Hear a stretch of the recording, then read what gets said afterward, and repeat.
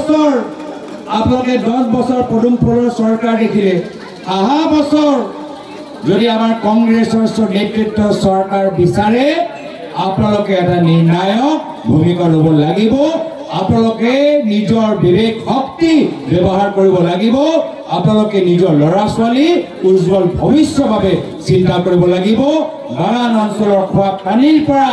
এই জেজেমৰ পাইপ য'ত পানী নোলায় তাৰ পৰা হাতী যে ক'ৰবাত সোমাই যায় এই বিভিন্ন সমস্যা লৈ চিন্তা কৰিবলৈ যদি এটা ভাল এটা চৰকাৰ বিচাৰে তেতিয়া আপোনালোকৰ সন্মুখত এটাই বিকল্প থাকিব হাতৰ চিলপত ভোট দি কংগ্ৰেছৰ নেতৃত্বৰ চৰকাৰ গঠন কৰা আৰু ইতিমধ্যে ৰাইজে কৈছে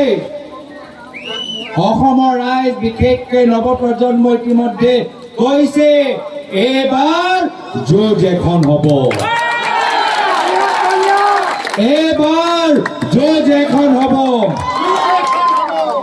ৰাইজ এবাৰ যুঁজিব হিমন্ত বিশ্ব শৰ্মা ডাঙৰীয়াৰ অহংকাৰৰ বিৰুদ্ধে ৰাইজ এবাৰ যুঁজিব হিমন্ত বিশ্ব শৰ্মা ডাঙৰীয়াৰ অন্যায় আৰু অত্যাচাৰ বিৰুদ্ধে আৰু ৰাইজ এবাৰ ভয় নকৰে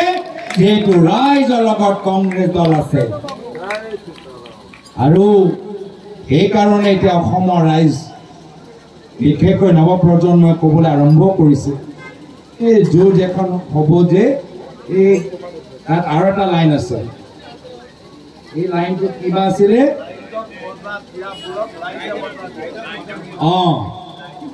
মনত আছেনে নাই ৰাইজক মজা দিয়াবোৰক এবাৰ ৰাইজে মজা দিব তো সেইকাৰণে সজাগ হৈ থাকক প্ৰস্তুত হৈ থাকক 6 মাহৰ পিছত